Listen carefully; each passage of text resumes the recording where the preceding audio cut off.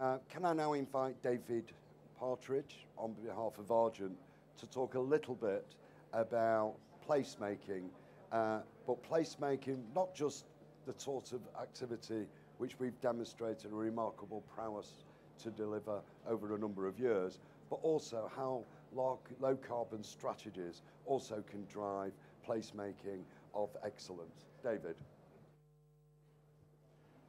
Thanks very much, Howard and Jürgen. Argent have been in Manchester, I'm sure a lot of you know, for since 1999 now. We've been supporting Marketing Manchester and the team out here at MIPIM for almost 10 years. And during that time, we've delivered nearly 1 million square feet of a wide variety of office space. Offices for the Bank of New York, offices for the PTE, offices for the Arts Council, a hotel, apartments, and all of this around fantastic new public realm, as Howard has mentioned, and lively restaurants, bars, bringing that public realm alive. We've transformed Piccadilly. We're acting already as a catalyst within the Northern Quarter with the Hive up there. And, of course, we're now moving on to St. Peter's Square. And everybody has been saying very nice things about 1 St. Peter's Square over the last few days, so thank you very much for that. It is, as everybody knows, well underway. Elizabeth House is no longer, and we will be starting on site in earnest with a new building, delivering the best office building in Manchester in the best business address in Manchester into 2015, when we see there's going to be a real opportunity to take up the supply, to take up the demand which will come through then. And of course, St. Peter's Square is just part of the bigger Manchester offer, alongside Noma, First Street, Spinningfields, and the other initiatives which have been launched over the last few days.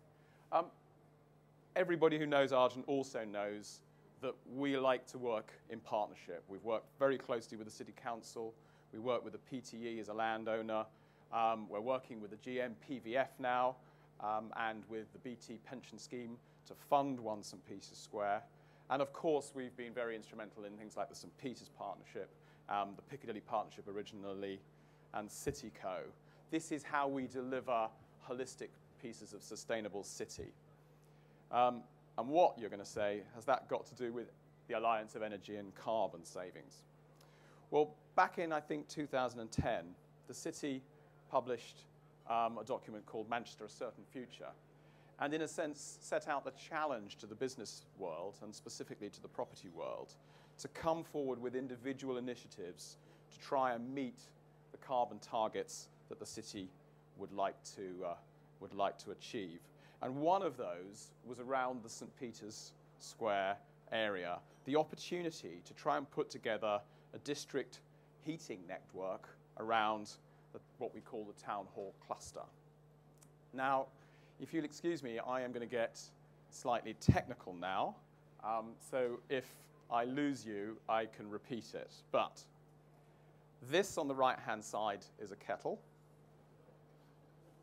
This is a combined heat and power engine.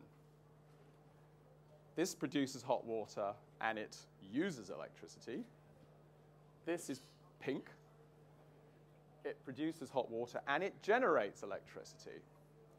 So what you then do is connect one of those up through a lot of these, which are big pipes in the ground, and you get this. Now, I've been taking elocution lessons from Ken Knott from last night, and I'm told this is a plug, and this is a bath. We don't call them that down in South, of course. But that is electricity, and that is hot water. And when you combine all of those things together, you get something like this. I have no idea what it is, but I'm told it's a perfect match between electricity and hot water. And if anybody's got any questions, please ask Roger, Milburn, and Arabs, who were part of the original thinking behind this idea. So what is it all about? Well, I mean, it's a very simple idea about generating electricity, hot water, and indeed the ability to turn some of that hot water into air conditioning. And the reason that you get carbon savings out of this is that you only use the gas once. That's the key. Everybody needs electricity in offices. Everybody needs hot water in their bathrooms and in hotels and elsewhere. And that is why the mini cluster around the town hall can work. We've got specific demand from the town hall itself, the town hall extension, the library, and obviously 1 St. Peter's Square, where we're building our own building. We've got specific demand for electricity and hot water, and we can put the hot water into the Midland Hotel to serve their bedrooms. Now, if you dig all those together and you put a series of individual mini energy centers in and link them up, you can achieve a perfect match between the supply side on the electricity side and the demand side on the hot water. And of course, the key thing about this is that while we are working out a system for this to work from a feasibility and an investment point of view, it is then possible to begin to start extending it out further. We can come down the corridor and link up with Bruntwood's buildings down there and further down towards the universities. We can go into Manchester Central. You can clank on new energy centres, new pipework as and when the opportunity comes. And the way that we are setting up the investment vehicle, whereby the City Council owns the pipework and puts them in while they are digging up the streets for the Second City Crossing or for St. Peter's Square regeneration, they receive a royalty. An investor pays for the bits of kit, and then Argent and Metropolitan, who are part of the Nexus Group, form an energy service company, which we already have one of these up and running at King's Cross, where we were pioneering this. We actually supply both the electricity and the hot water to the individual users, and we have the problem about billing, the problem about regulations, and the problem about pricing. So from this, at King's Cross, we are producing 79% of our electricity and 62% of our thermal demand from actually 3 of those great big pink engines in due course. There, we're starting from scratch. The beauty of this is that we've got an immediate demand and an immediate opportunity to take it forward. So we think we can deliver a 35% carbon reduction overall from this sort of approach. So why is that revolutionary? Well, in a sense, the actual science behind it is not. A lot of people are doing this. David Pringle was talking about doing it up at the Co-op.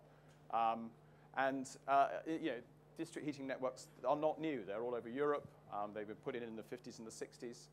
What I think is really different here is about the way we're doing it and the approach, which is something which I think is unique. It's the partnership again. It's a partnership between the City Council, a private sector developer, and a private sector energy supplier coming together to put something together which would otherwise just stay on paper. It's also very much about public realm. Here, we are taking the opportunity for the transformation of St. Peter's Square to put the infrastructure in underneath the building, what we're building outside. We could potentially be putting thermal stores into the center of this area as well.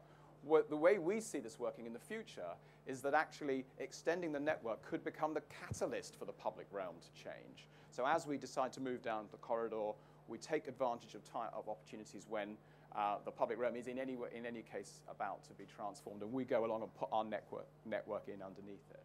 So it is feasible and it's extendable, and it could theoretically link up right the way through the whole of the central business district. And of course, behind all of that lot, it is deliverable because we can do it in bite-sized chunks. And that, I think, is the revolutionary piece, because it's something that actually is very, very achievable now. And of course, it is something that could really only ever happen in Manchester because of the way the City Council approach the whole agenda around carbon savings, as seeing it not just about sustainability on the energy piece, but ticking off and hitting the buttons on the transformation of the city centre itself. And I think that this, for me, is one of the key things about what the true nature of sustainability is about. It's about seeing it as an absolutely central to the way we live in cities, not just the energy piece itself, And Jürgen, I think, actually gets that, and he can see how the smart grids and everything else that we're doing just comes into the way we as a business community live and work in cities. This could only happen in Manchester. It will get pioneered here, but there's a potential to roll it out elsewhere as well. So thank you very much indeed.